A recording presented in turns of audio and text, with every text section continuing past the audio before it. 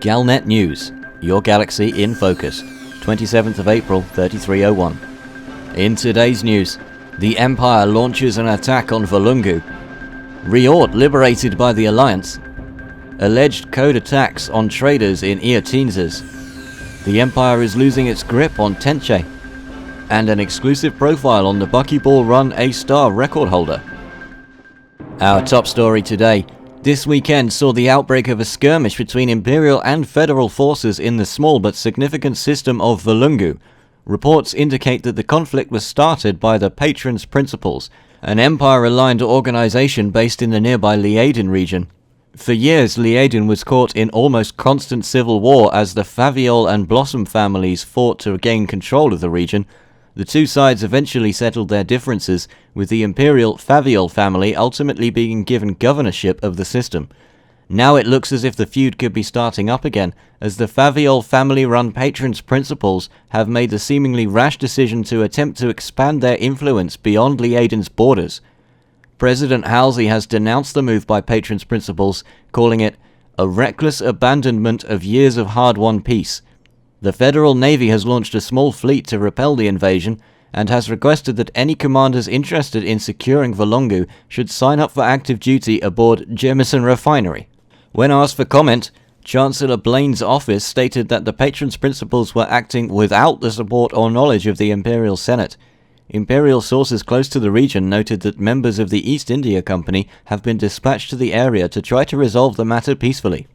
The source of this latest conflict appears to be the attack on Imperial interests in Liaden's system a week ago, conducted by the pro-Federation group Earth Defense Fleet, who appear to have been acting without official federal backing or orders, and attempted to oust the long-established Imperial Faviol family from the system. Galnet News reported at the time on peace talks conducted between the East India Company, Federal Navy Elite, Merchant Marines, and Adel's Armada in the system, where it was decided that Liaden, formerly known as Delta Aquila, would remain in Empire hands.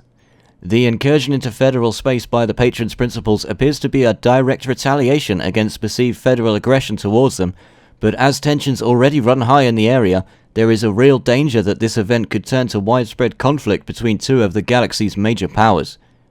The East India Company's involvement as peace envoys appears to be thanks to their public relations frontman, Juris Macus, having blood ties to the Faviol family, and this, along with the East India Company's imperial legacy, could give them a good chance at progress towards peace.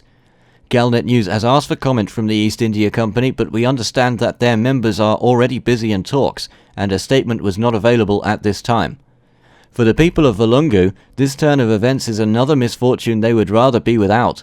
In February this year, Galnet reported on the outbreak and spread of the Volungu Blight, which tore through the system, killing thousands, and also afflicted Liaden to a lesser extent.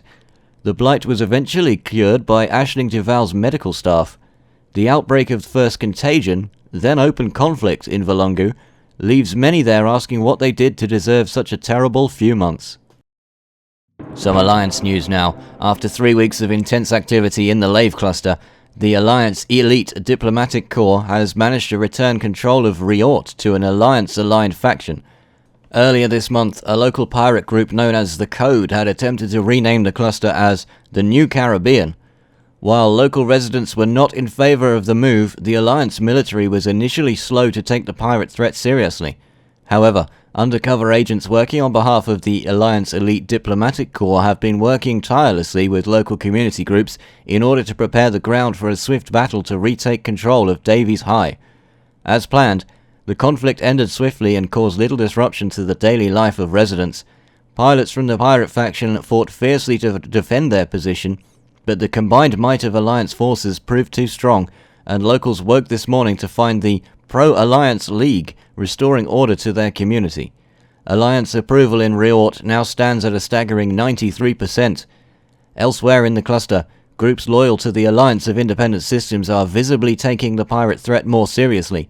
In Lave itself, news of their neighbours' long-anticipated victory boosted the ruling Workers of Lave Liberals by over 20% in a flash opinion poll this morning. The combined influence for Lave's Alliance factions now appears to be over 80%. The burning question on everyone's lips in the old worlds is now, when will Leasty return to the fold? Galnet reported at the start of April of the shocking turn of events that saw Listi become an independent system, moving control away from the alliance of independent systems.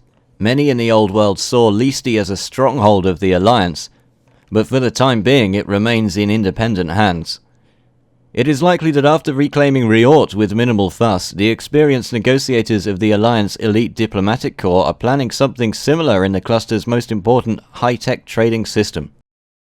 Some news from Earteens now, where Galnet recently reported on the Merchant Marines' Operation Papercut, but further reports have emerged from Earteens that traders are being attacked violently and without quarter by pilots identifying themselves as members of the faction known as the Code. One trader, wishing to remain nameless for fear of reprisals, expressed his disgust at being interdicted in the system while en route to Parkinson Dock with a full load of cargo. He described the scene after being interdicted, where the opposing pilot told him to hand over 20 tons of your cargo, courtesy of the Code. This pilot complied, not wanting to incur the full wrath of a Falcon de Lacy Python, but reports being attacked even after dumping the cargo as requested, resulting in a costly insurance claim. The anonymous pilot stated he is now retraining as a combat pilot so he can go bounty hunt these expletives.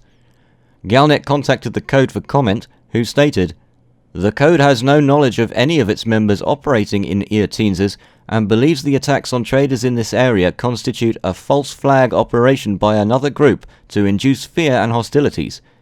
An internal investigation is taking place at this time, and any information about these unknown commanders would be much appreciated. Here is a warning to any commander using the name of the Code. We will find you. There will be no mercy. We will hunt you to the end of civilized space until there is no trace of you left in the galaxy. You have been warned." Earteens became the focal point of a tense situation last week as Senator Denton Petraeus announced that he intends to turn Parkinson Dock into a high-tech trade hub and rejuvenate the economy of the system, inviting traders to bring much-needed supplies. This was met with resistance from those loyal to the Federation, who feel that the rejuvenation of Earteens would not play well with federal ambitions in the area. The Federal Merchant Marines launched Operation Papercut, its intent to prevent supplies reaching Parkinson Dock, but other activity, including piracy, is also rampant in the area, and traders are warned to bring an escort or be prepared to defend themselves. In other Empire news, the system of Tenche is a long-standing Empire stronghold, but the situation is rapidly changing as civil war threatens to consume it. Despite a tight defense by the Empire's patrons' principles, the independent corporate Tenche Universal Holdings has pulled a lead on influence in the system. Travel to and from Tenche's key areas is proving difficult for many combatants due to the large distances involved, even at superluminal speeds. If successful, Tenche Universal Holdings could snatch the system away from the Empire, and this would put a serious dent in Imperial military ambitions at a time when Senator Petraeus is looking to use military force to reclaim debts in Cuisien, and Senator Lavini's fleet is tied up in LTT 9810. Galnet will continue to report on Tenche as the situation develops. As featured previously on Galnet News, the Buckyball Run A-Star Rally Race began in Seoul earlier last week. This endurance race starts from Galileo Station and challenges pilots to reach the Sagittarius A-Star supermassive black hole at the center of our Milky Way galaxy in the shortest amount of time possible. This represents a 26,000 light-year trip deep into uncharted territory. With an almost unbelievable recorded time of 12 hours and 58 minutes, Commander Anuranium is the record holder that inspired the Buckyball Run A-Star. His ship, the Gjallarhorn, is a modified Falcon de Lacy Anaconda with a 39.4 light-year jump range and a value of 284 million credits. Galnet correspondent Leonard Chamberlain took the opportunity to meet with Anuranium and get the full story. The taste for exploration came early in Anuranium's career. He said, "Ever since I started out in my small but agile Sidewinder, I have heard stories of people roaming the galaxy, discovering new and interesting places. It was always about getting to certain destinations, to be able to see the beauty of it all with my own eyes. I had never ventured further than the Eagle Nebula," he adds. "Reading stories about the commanders spending weeks and months to travel to Sagittarius A-Star simply made me wonder, how long can it possibly take?" According to Commander Anuranium, Pilots attempting the Buckyball Run A-star must make preparations in advance and be well rested prior to the trip.